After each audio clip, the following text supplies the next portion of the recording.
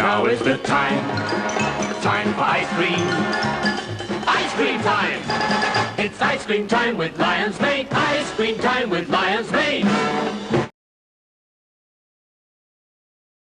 You are watching Gaston Network.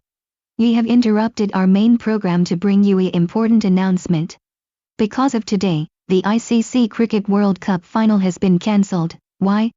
Because apparently, the Zimbabwe cricket course has been destroyed, because the government said that the course has been destroyed because they can't offer any more tickets unless if they were paid or not. But don't worry, the ICC World Cup final will be held at Australia for this time being. That happened yesterday before today.